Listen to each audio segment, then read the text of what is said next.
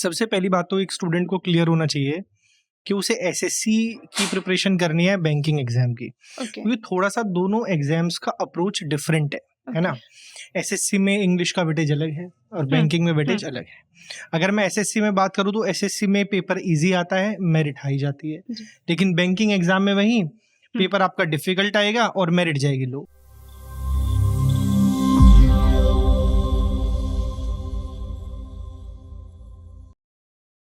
Hello everyone, welcome to our talk show. This side Nandini Yadav, career psychologist from Plutus Academy. Today I am here for a discussion related to English. As all we know, हर साल banking and SSC exam में कितने लाखों के number में students appear होते हैं, but कुछ ही students का सिलेक्शन हो पाता है. So English as a subject आपका इंश्योर करता है सिलेक्शन होगा या नहीं. तो इसी सिलसिले में आज हमारे साथ हैं अंकित जून सर, जो कि हमारी इंग्लिश की फैकल्टी हैं प्लूटस अकेडमी में. He has 5 years of experience in teaching. So, hello sir, how are you? I'm good, ma'am. What about you? I'm good sir, thanks for asking me. तो sir मेरा पहला question यही है कि students किस तरीके से उनकी अप्रोच क्या होनी चाहिए, बैंकिंग और एसएससी एग्जाम बोथ की मैं बात करती हूँ, तो इंग्लिश किस तरीके से अप्रोच करें, उनकी स्ट्रेटजी एंड प्लान क्या होना चाहिए इंग्लिश प्रिपेयर करने के लिए? तो मैम इसका सबसे पहली बात तो एक स्टूडेंट को क्लियर होना चाहिए कि उसे एसएससी की प्रिपरेशन करनी है बैंकिंग एग्जाम की, क्योंकि थोड़ा सा दोनों एग्जाम्स का अप्रोच डिफरेंट है ना। एसएससी में इंग्लिश का वेटेज अलग है और बैंकिंग में वेटेज अलग है। अगर मैं एसएससी में बात करूँ तो एसएससी में पेपर इजी आता है, मेरिट हाई जाती है, लेकिन बैंकिंग एग्जाम में वही पेपर आपका डिफिकल्ट आएगा और मेरिट जाएगी लो। तो सबसे पहले तो एक स्टूडेंट को उस चीज़ में क्लियर होना चाहिए कि उसे एसएससी की प्रिपरेशन करनी है या फिर बैंकिंग की, है ना। सबसे पहली बात तो ये है ना।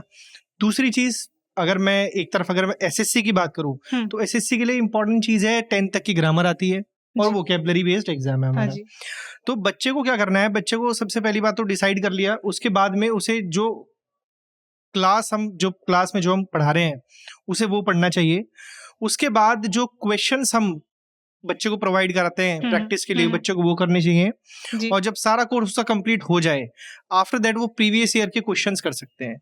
और सेम टू सेम ऐसा ही बिल्कुल बैंकिंग एग्जाम के साथ है ना। मतलब जो हम ग्रामर करवा रहे हैं बच्चे वो कर सकते हैं, और फिर उसके बाद में एक्सरसाइज और फिर प्रीवियस क्वेश्चंस, है ना। ये सब चीजें। ओके, तो as a students point of view मेरा नेक्स्ट क्वेश्चन यही रहेगा, बिकॉज जब बच्चे आते हैं तो वो कहते हैं, कुछ बच्चों का ऐसा होता है जो जब वो कोर्स में एनरोल करते हैं तो बोथ बैंक एंड एसएससी में एनरोल करते हैं, तो उनकी क्या अप्रोच होनी चाहिए, ऐसी क्या स्पेसिफिक पॉइंट आप देना चाहेंगे कि वो दोनों को एक साथ अप्रोच कर सकें एट द सेम टाइम? ऐसी क्या स्ट्रेटजी देखिए, ये बात तो ठीक है, अगर आप दोनों ही एग्जाम की तैयारी अगर एक साथ कर पाए that will be very good, लेकिन फिर इसके लिए आपकी जो मेहनत है वो डबल हो जाएगी। हालांकि दोनों ही एग्जाम में अगर हम बेसिक ग्रामर की बात करें तो सेम है, लेकिन जो हमारा बैंकिंग एग्जाम है उसमें रीडिंग को लेके थोड़े से क्वेश्चंस डिफिकल्ट आते हैं। जैसा कि देखा गया है क्वेश्चन पेपर में, क्वेश्चन जो है वो सीधा न्यूज़पेपर से पूछे जाते हैं, यानी वहां से रीडिंग कॉम्प्रिहेंशन आते हैं, आपके रीअरेंजमेंट आते हैं, क्लोज टेस्ट वगैरह आते हैं।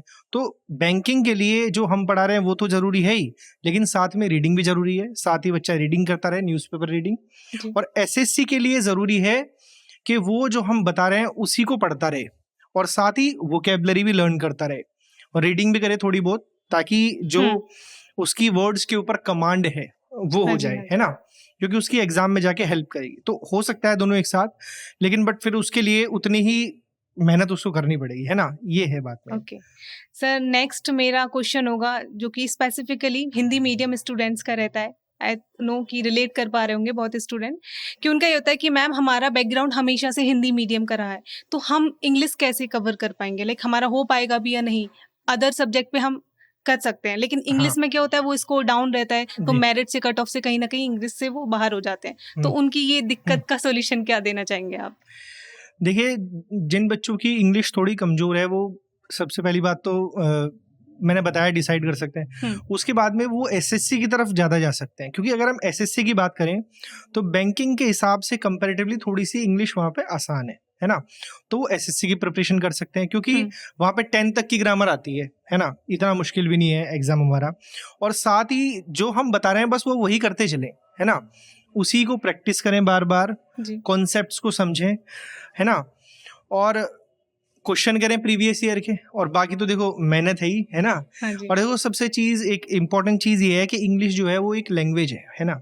जी। बच्चे क्या सोचते हैं कि जैसे मैथ्स रीजनिंग है, भाई मैथ्स के या रीजनिंग के आपने किसी चैप्टर के 200 क्वेश्चंस करे, वो फिर कोई भी क्वेश्चन आ जाए वो बच्चे सॉल्व कर लेते हैं। लेकिन इंग्लिश जो है ना वो एक लैंग्वेज है, और लैंग्वेज हमेशा जो है ना हर किसी को थोड़ा धीरे धीरे आती है। जब आप रोजाना थोड़ा थोड़ा प्रयास करोगे, है ना, तो चीजें इकट्ठी होती जाएंगी, और कलेक्टिवली 6 मंथ्स के बाद या 1 ईयर के बाद फिर आपको उसका इम्पैक्ट दिखना शुरू होगा, है ना। तो जो कमजोर स्टूडेंट्स हैं वो भी तैयारी कर सकते हैं, लेकिन उनको लगातार मेहनत करनी पड़ेगी कंसिस्टेंसी के साथ। अब जैसे जिनकी इंग्लिश कमजोर है वो डायरेक्ट न्यूज़पेपर ना पढ़ के वो सीधा जो है न्यूज़ पे जो हमारी शॉर्ट स्टोरीज होती हैं उनको रीड कर सकते हैं। अगर आप 1000 2000 अगर 100 स्टोरीज पढ़ोगे तो उसके बाद आपकी वर्ड्स के ऊपर जो कमांड है वो मजबूत होगी, और साथ ही आपको शब्दों की सेंस पता लगेगी। तो इंपॉर्टेंट चीज है मैडम रीडिंग। आप जितनी ज्यादा रीडिंग करोगे ना, अगर आप वीक हो, आपकी इंग्लिश उतनी ज्यादा मजबूत होती जाएगी, उतनी ज्यादा स्ट्रोंग होती जाएगी, है ना। तो मतलब जो हिंदी मीडियम स्टूडेंट है उनको भी डेली बेसिस पे आपके अकॉर्डिंग न्यूज़पेपर फॉलो करना होगा। देखो अगर इंग्लिश कमजोर है तो पहले तो उन्हें शॉर्ट स्टोरीज पढ़नी चाहिए, है ना। जो इजी शॉर्ट स्टोरीज है जी जी 1000 2000, ताकि उनकी बेसिक जो समझ है वो डेवलप हो जाए। फिर उसके बाद में वो न्यूज़पेपर की तरफ जा सकते हैं, क्योंकि न्यूज़पेपर जो है ना इंग्लिश में, this is one of the difficult task, है ना।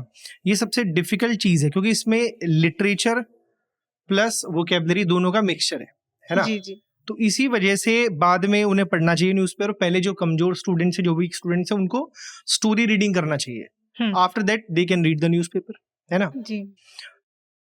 उसका एक ये भी बेनिफिट हो जाएगा कि स्टोरी वाला सेक्शन है, बच्चे को इंटरेस्ट भी आएगा। कोई कहानी पढ़ रहे हो तुम उसमें इंटरेस्ट आएगा। अदरवाइज डायरेक्टली एडिटोरियल पे जाएंगे ना तो वो थोड़ा बर्डन भी हो जाएगा, अनइंटरेस्टिंग फील करेंगे तो। बिल्कुल एकदम करेक्ट बात है।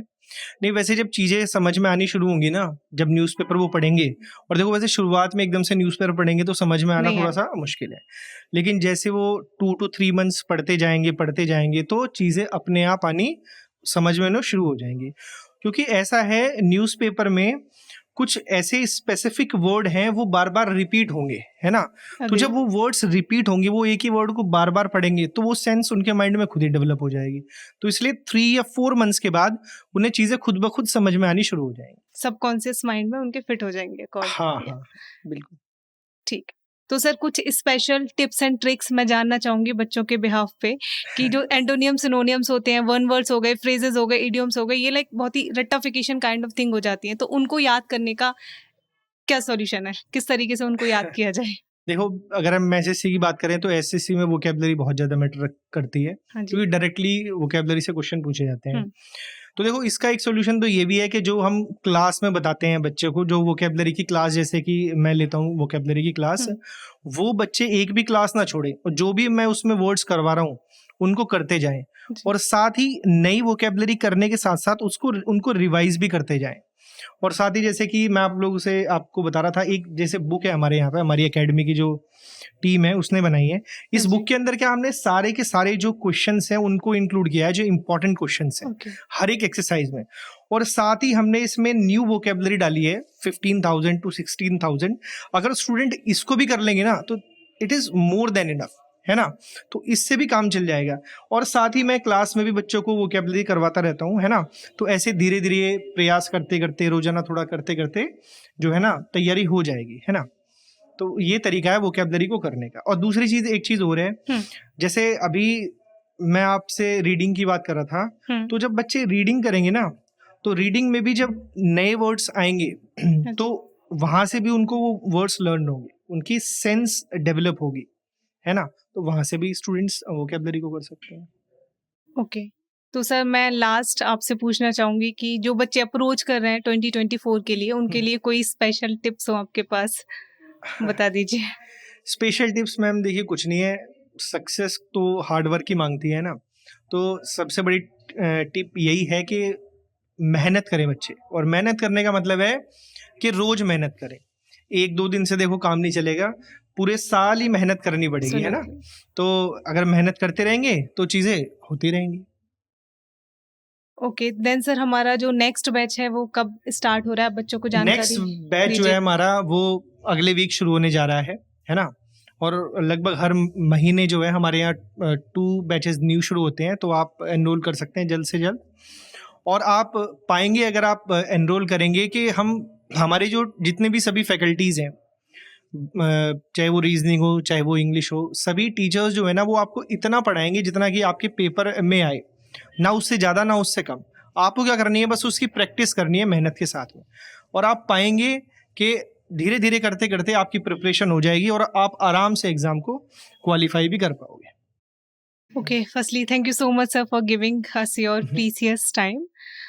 जुड़े रहें हमारी प्लूटस अकेडमी के साथ। For more information you may visit our official website plutusacademy.com and next informative videos के लिए आप हमारे चैनल को भी सब्सक्राइब कर सकते हैं। Thank you so much for watching.